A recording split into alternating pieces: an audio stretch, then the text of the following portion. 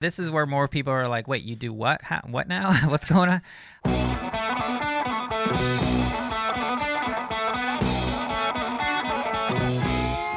Welcome to the Low Tide Boys. I'm Chip. And I'm Chris. And we're back with another episode. This time we're covering Swimrun 101. Everything you ever wanted to know about Swimrun but didn't know who to ask. The basics. The basics.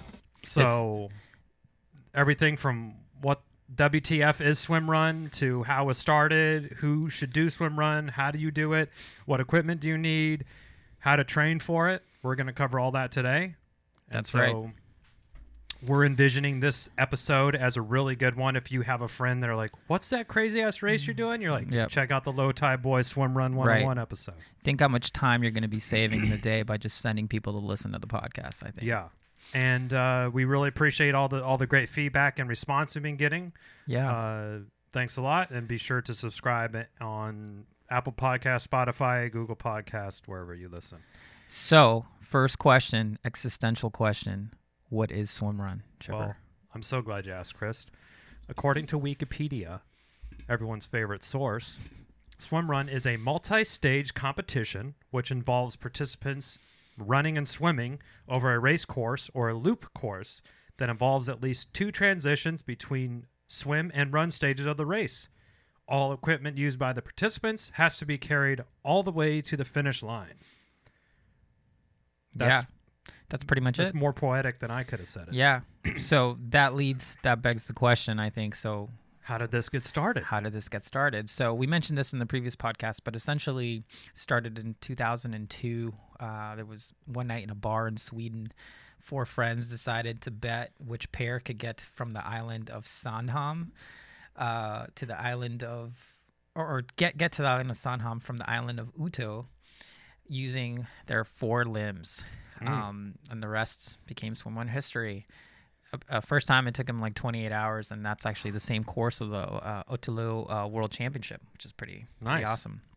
And then from there, it's 18 years later, basically, the sport has grown. There's events worldwide, and it's a phenomenon. As mentioned, 2020 is the year of Swimrun.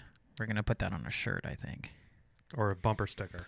Yeah, at least a bumper sticker. So you might be thinking, well, who is Swimrun for? Is it just for these kind of crazy type A triathlete people, or do you have to be a Michael Phelps level pro swimmer? Well, Chris and I's story is very similar to a lot of what we have seen in Swimrun about former endurance athletes. Maybe you're a trail runner or you've done 1 or 2 triathlons, but maybe the time commitment or you don't like the bike or something, and it's just a new adventure to try out. So pretty much really anyone who's into open water swimming and running, obviously triathletes, swimmers, ultra runners are going to be pretty well suited for Swimrun. But I think it's a really cool opportunity that doesn't require too much additional training for people who are doing maybe like a Spartan race or an obstacle type course race. If you have done a 10K run or you can swim, 1,000 meters in the pool, I think you would probably be pretty well suited for a Swimrun event. That's actually a really good point. I feel like CrossFit people are sort of well suited to do the obstacle course racing and Spartans. These races are essentially adventure races, and endurance athletes or people that are doing swimming, running, and biking are pretty well suited for this. So if you're in really good shape and you're up for an adventure and are down to open water swim, it's a great way to use your fitness to have some fun. And at least right now, the Swimrun community is super welcoming, very diverse. There's great representation of women and men, or equal representation of those two genders. And there's teams that have both men and women, it's called a mixed team, and then there's a men's only team and a women's team. And it's very chill. It's not, if you've been around the triathlon scene or cycling for a little bit, kind of sometimes you can get very type A, very bro-y, and, oh, what's your PR? How fast are you going to do this? Tell me about what type of wheels you have, all this sort of guy shop talk type stuff. And that is just not really happening too much in Swimrun at this, in 2020. Sure. And that might also be where we're at in the, we're not at the front. We're in Yeah, that's true. The middle. 63rd place. Yeah, 63rd place, baby. So we're going to dive in a little bit more into how does Swimrun actually work. Yeah, so as Chipper mentioned, there's essentially 4 categories of team types. There's solo, which is sort of the anti-team. There's mixed. That's pretty obvious. And then women's and men's team. Those teams would compete on a course that it's either short, long, or very long.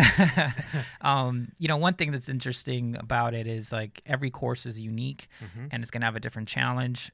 Some races can be swim heavy, some races can be run heavy, some races can be flat on the run or super technical bouldering type weird stuff. So that's interesting that just every course will be different. So when you're choosing your first swim run event or choosing your events, this is definitely what we do. We're looking for, okay, well, what's a different challenge? So we're really interested in the Orca Islands race at the end of this year because of all the running and climbing that's involved.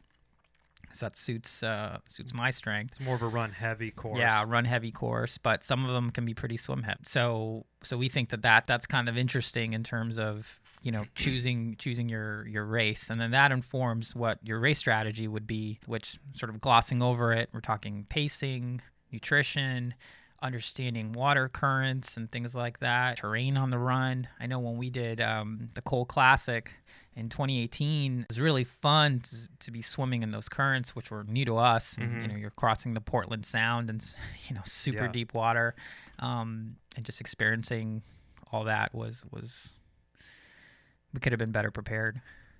Well, as with everything in life. One interesting part about the team aspect is sort of the true spirit of Swimrun is it's a partner sport. So that's Chris and I are a partner and we're a team, but people switch up their partners, switch up their teams however they want. Or if like Chris and I will probably be partners for a very long time, I foresee. And that's one of the cool aspects that's a little bit different from most other sports that you're doing. It's you and a buddy, or sometimes even at these races, it's a complete stranger. Somebody will show up and say, hey, I run 9-minute miles and I swim 2 minutes for 100. Who wants to be my partner? Well, I think we've seen that on some of the forums on Facebook and stuff. People being like, hey, I want to do this race. Anybody want to do it with me? I feel like we'll be spending a lot of time on the podcast talking about partner selection and how that works. In short, though, you want someone who's basically compatible. You don't want to be swimming with Michael Phelps if you're just going to be, like Ted Wade on that tether. So on the run, it's probably a little bit more wiggle room. On the swim, you want to have sort of similar capabilities and endurance.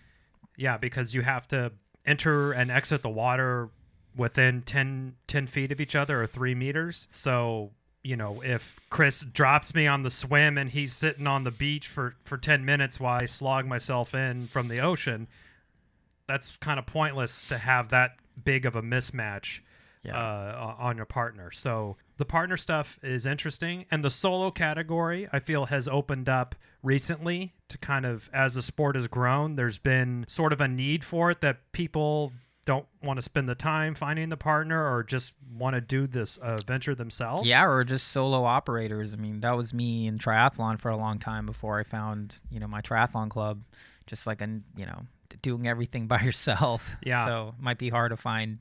So those ones are cool. And it's a great way to kind of break into the sport. But I feel that the true swim run experience is with the partner there. Yeah.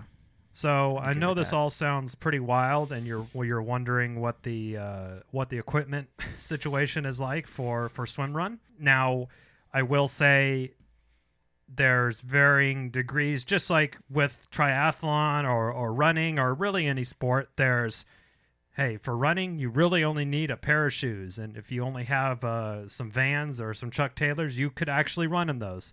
Or if you want to spend $400 on the new Nike Next Percents, you could do that too. So we'll kind of go over very quickly the equipment that you need. So one is a wetsuit. Now, a traditional swim run wetsuit is cut off above the knees, and the zipper's in the front. It's about a half zip down to your waist. Some people choose to cut the sleeves off like around the elbow, and you can zip the front of it down. If you're running, if you're doing 10, 15, 20K run, like cooking yourself in a neoprene wetsuit is probably not a great idea. Obviously, goggles, swim cap, and if you need earplugs or something like that. Pool buoy. Yeah, our favorite topic. Our favorite topic. I have one here. It's a pool buoy, the same one that you've used in the pool, but it has some DIY modifications on it. And we'll be doing a separate podcast and probably a video on how to make this. But essentially, the pool buoy has some bungee cords. So when you're running, you can rotate it to the outside of your leg. And then when you are about to hop in the water, you rotate it to in between your legs where it would normally go. Can I make an editorial real quick? Sure. Editorial comment. So now you can actually buy pool buoys that are already set up for you for Swimrun, but we think that it's kind of a rite of passage to sort of DIY your own pool buoy. So we recommend if you're new to the sport, don't just buy a pool buoy with the straps already. Like have the, make it yourself. Yeah, at least get your super glue and your screwdrivers out, and it's not hard. It's not hard. It's kind of fun. Yeah, so stay tuned for that. And tutorial. if you choose to do the Swimrun event with a partner, you'll need a 3-meter tether because you're actually tied together. Yes, so let's spend some time talking about this because I feel like this is the question. This is scary. This is where more people are like, wait, you do what? What now? Yeah. What's going on? So the idea is, again, this is a partner sport and safety is a concern. So the idea is, you wear a tether to keep you connected to your partner during the swim, and if you're fine running with a tether, and you can do it on the run too, to essentially keep you within contact so that you can take care of each other, make sure everybody's fine, and get through the swim together. Now, that takes a little bit getting used to. We practiced with our tether in open water for, we had a couple practice sessions. Yeah, maybe for like a month, just kind of getting used to it, figuring out, how you're going to rotate who's leading and who's on someone's feet and sort of working out all those kinks. It's a little intimidating at first, but it really just takes one solid practice session to start getting the hang of it. And on our first Swimrun event that Chris and I did, it was a short course. Took us about an hour 30 or hour 40, or was it hour 15 or something? Yeah, something like that. All I remember is we came in top 13. Okay. So we actually didn't use a tether on that one. Right. That was optional. It was optional for that, and we had not practiced it, so we're like, it's not a good time. What's funny is, so we had the tether with us, and we kind of chickened out. Yeah. And there was only a couple teams that were using the tether, and they were like, "Oh, these guys are the real swim runners." Yeah, they're like, "Oh, these guys are from Europe." Like, okay. And so the tether, we just have we can link it in the show notes. Paracord. And like a paracord, like a bungee cord, and literally I wore it around my waist, and then I would just hook it to Chris, and then I'd loop it around myself when we weren't using it, and it was as easy as that. Now, if you're doing the solo swim run, the requirements that I've seen that Odyssey Swimrun and Otelo both use is, I don't know what it's called, but it's called a personal flotational device. There you go. We'll link that in the show notes as well. But basically, you kind of blow it up, and looks like about as big as a pillow almost. It's full of air. It just floats behind you, and then it's usually brightly colored, so people can see where you are. Yeah, and that's a requirement. I think I don't know if you have to provide it yourself or might have to provide it yourself, but it's good. If you have a panic attack or you're having a hard time in the water, you kind of can hold on to that at least until a kayak can get to you or something. So there is that. Now we'll move on to shoes next. Yes, you do swim in your shoes, and you're also running in the same shoes that you swam in. So obviously, they probably need to have like pretty significant drainage situation going on. I've seen people actually drill holes in the bottom of their favorite running shoes. They make kind of specific swim run or like aqua type shoes. We have the ones from Solomon, the aqua amphibs. There we go. Hoka kind of makes one Now, one thing you want to think about, it's got to have a little grip on the bottom because you're getting out and there's a lot of rocks and algae. So some lugs on the bottom, Right. a couple mils worth of lugs would be good. And typically, at least the races we've done, there's some percentage of beach running or trail running. Mm-hmm. It's not just like you're getting out of the water, you're just running on pavement, Yeah. the whole time. So that's a consideration, and definitely just trying what works for you. I know, Chipper, you just read some review and you got these, like, I think they were Innovates or something, and I got a hookup for the amphibs. Right. And it was night and day, the difference when we tried them out in the water. Yeah, we showed up at the pool with our shoes on, and we jumped in and we swam some laps, like in the lap pool with shoes on. People probably thought Just we like were a couple bunch of weirdos. idiots. It's probably like it's a theme. We'll talk about it later in training, but yeah, it's a theme of looking like a couple of idiots. Yeah. So shoes, paddles, if you choose to use them. I haven't seen a team not use paddles. And again, these are something you're carrying the whole time too. So yeah, well, let's touch on that. So, going back a little bit, the whole point of this is getting from A to B as quickly as possible. Mm-hmm.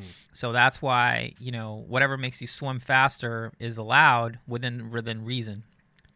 So paddles typically make you swim faster. Pool buoy typically makes you swim faster. Wetsuit makes you swim faster. yeah, and the pool buoy, think you got shoes on, you got your wetsuit, so pool buoy kind of keeps you elevated.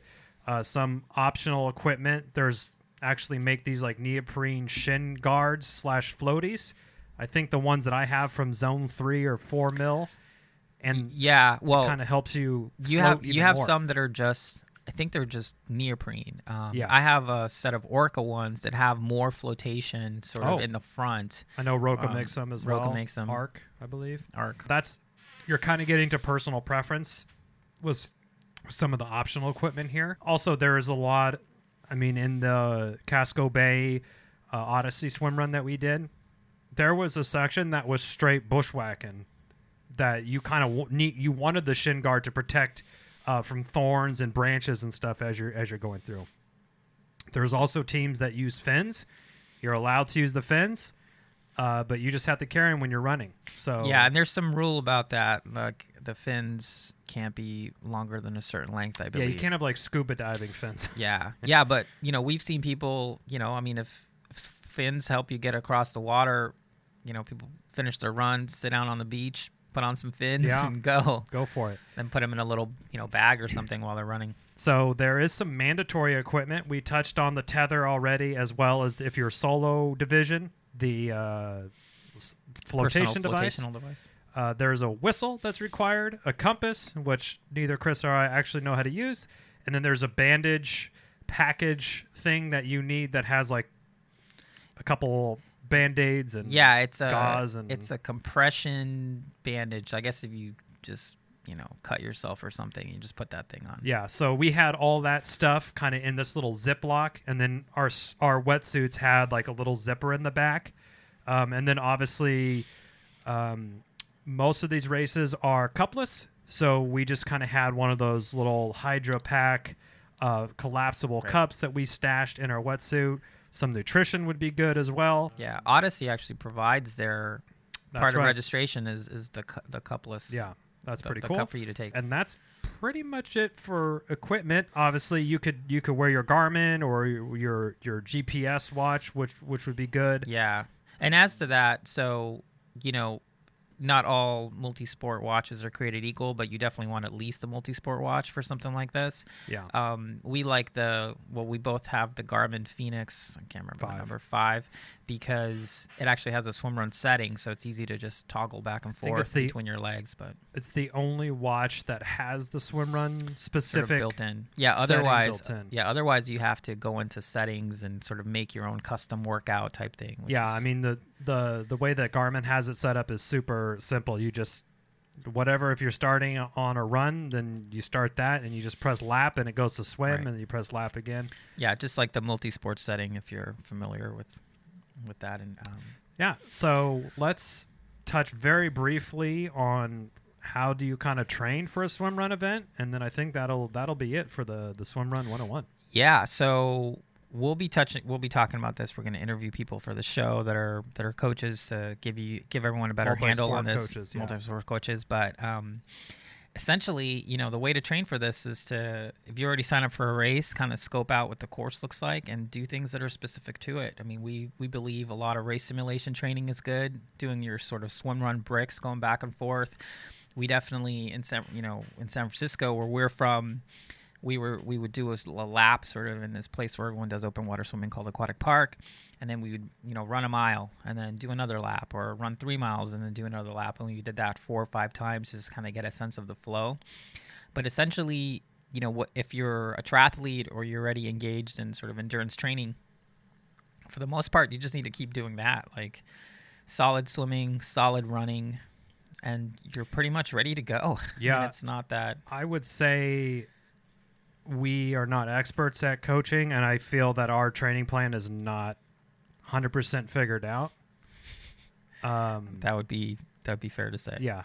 So, yeah, volume of swimming and running, and the short course race we did, we had not a ton of swim training going on, but some swims are as short as 100 yards, and some are as long as 2,500. So once you kind of pick your course or find your course, that might kind of dictate if you're going to train a little bit different for that one. So, for example, the Otolo Catalina that we're doing, every swim is around that kind of 1,200 to 1,600 meters. So we're doing a lot of long, steady state type stuff in the pool right now to kind of build up that endurance that, hey, we're going to need to be swimming for 25 to 35 minutes at a time, and we need to be able to do that at a good clip. Right. I think the other thing that's really important in training is you want to be trying out some of this equipment, and you got to make sure the wetsuit works for you. Practicing the shoes, making sure you have the right stuff. Definitely practicing with the tether on with your partner is really important. So sort of building that into your training plan. Whatever training plan you're doing is important. The other thing is you just need to be prepared for people to ask you a bunch of questions. What the fuck you're doing? I mean, definitely when we were doing our open water sets in public. Yeah, there was basically 3 types of reactions. People looking at you thinking that you're like a fucking Navy SEAL or something, like coming off the beach. Because you have you got your paddles on, shoes, you got a buoy on, you got a wetsuit, and people are looking like, what the hell's going on? The second type of person is people who just think you're a couple of jokers, couple of clowns, just running with swim caps on and stuff. And then the third are the people that are just confused. And the third kind of person, they're always stopping you, asking you what the hell you're doing, what is this thing? Which is pretty interesting that, people are just curious, wearing this weird wetsuit that most people haven't seen. And so just be prepared to have some answers. And you know where to send them. Exactly. lowtideboys.com. With a Z. With a Z. Great. So that's the Swimrun 101 there. If you have any suggestions or areas that you would like us to focus and dive deeper on, feel free to send us an email, lowtideboys with a Z at gmail.com, and lowtideboys.com for all that other goodness. Yeah, we did this episode because of feedback from the fans. So it's great that we have fans already, and that we're really trying to provide a service here and really trying to just be evangelists for the sport. So anything you guys want to know, anything you think that we've missed, let us know. We'll cover it on the next show. But there are no stupid questions. No. Because probably 10 or 20 people have the same question. Exactly. And we've already made all the mistakes, so we're still making them. We're still making them. Thank you so much for listening to the Low Tide Boys, a Swimrun podcast. Make sure to subscribe wherever you listen to your podcast, and if you're so inclined, leave us a review. You can also sign up for our newsletter at lowtideboys.com. That's boys with a Z. You can also check out our meme page at The Low Tide Boys on Instagram. And if you have any questions or suggestions for the show, send us an email, lowtideboys@gmail.com. We'd like to thank Writing Easy Records for our show music, and of course, our wives for their support and tolerance of our hobbies and endurance activities.